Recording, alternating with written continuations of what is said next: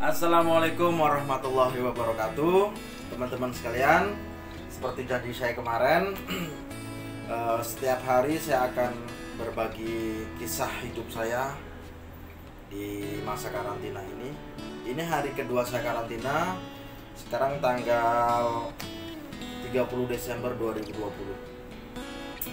Saya akan melanjutkan cerita yang kemarin. Jadi kemarin itu kan di hari pertama saya bercerita tentang masa-masa sekolah, SMP, SMA.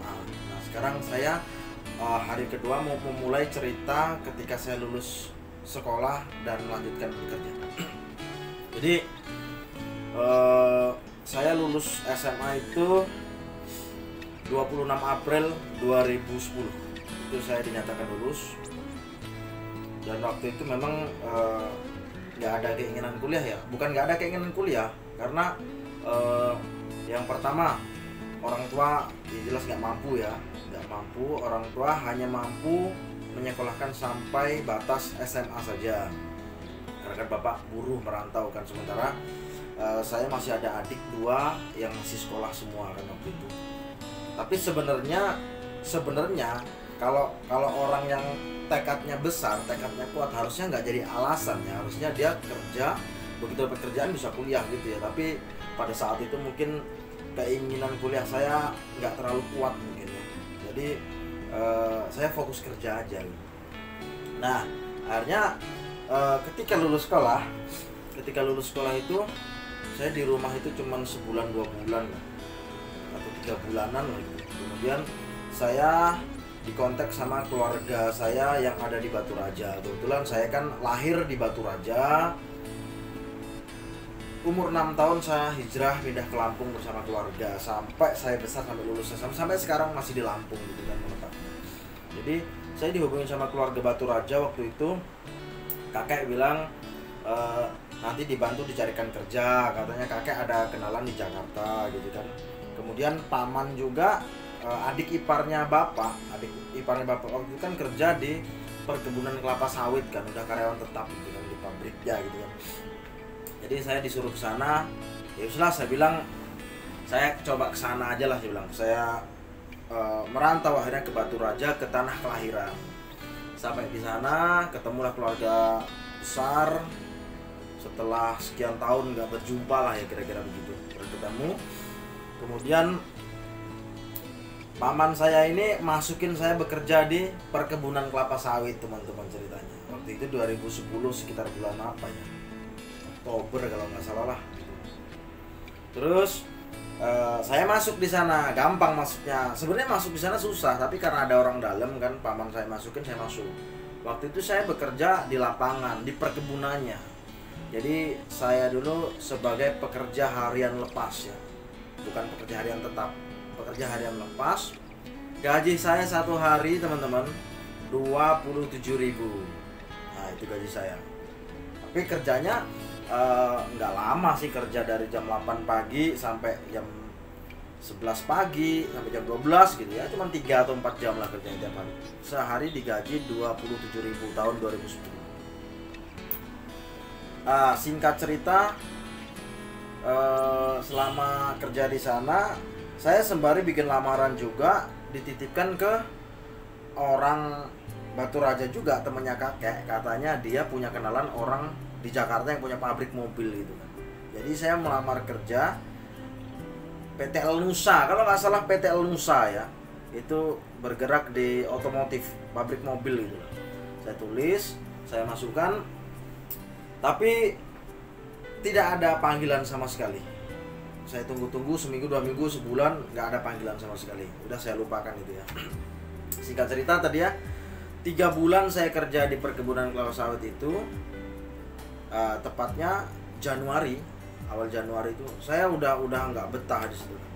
Nggak betah dalam artian begini, saya di Lampung tinggal di desa, lulus sekolah saya merantau, tapi di kampung juga, malah lebih desa dari desa saya di Lampung. Jadi saya kerja itu, teman saya sehari-hari itu cuman ular kobra sama monyet bergelantungan itu.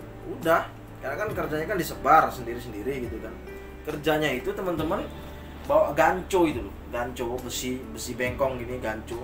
Jadi kelapa sawit dibawa ke pabrik, digiling kan, diambil buahnya. Nah, tandannya itu diangkut pakai mobil, dibuanglah di gang-gang batang sawit itu loh. Nah, ketika ditumpahkan dari mobil ke gang di perkebunan sawit tadi, kan ada beberapa tandan juga kan yang tumpahnya itu nempel di batang-batangnya itu. Nah, itu harus dijauhkan dari batangnya, minimal jaraknya 1 meter. Gak bisa tandan kelapa sawit itu nempel dengan batangnya karena panas, nanti batangnya bisa mati gitu. Jadi tugas saya pakai ganco itu, saya ganco nih tandan tadi, saya jauhkan dari batangnya begitu kerjanya. Dan ditemani sama ular-ular kobra, karena kan kalau di kebun kelapa sawit itu memang sengaja dipelihara ular kobra untuk membasmi tikus, karena tikusnya banyak sekali gitu. Nah, saya nggak betah, akhirnya saya menghadap kakek bahwasanya, "Kek, saya kayaknya mau ke Jakarta," saya bilang gitu. "Loh, kenapa?" katanya. "Saya mau cari pengalaman baru ke Jakarta."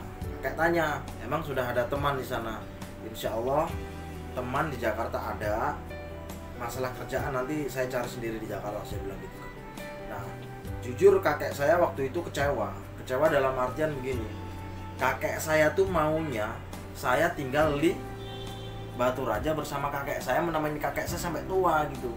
Bahkan waktu itu sebenarnya kakek itu udah pengen beliin saya motor, terus kakek itu berharapnya saya dapat jodoh orang situ, biar nikah di situ, tinggal di situ sama kakek gitu. Itu harapan kakek. Tapi apa boleh buat, ya namanya saya masih muda, pengen lah pengalaman di kota itu seperti apa. Karena akhirnya saya memutuskan untuk balik. Jadi 3 bulan kerja di perkebunan kelapa sawit Mitra Ogan itu saya nabung. Total uang saya itu yang saya kumpulkan sekitar 900.000 lah. Nah, saya pamitan sama keluarga besar Batu Raja, saya balik ke Lampung ke rumah orang tua. Saya menghadap orang tua 2 hari di rumah. Saya izin sama orang tua bahwasanya saya mau merantau ke Jakarta, nemuin teman saya di Jakarta. Saya bawa duit 900.000.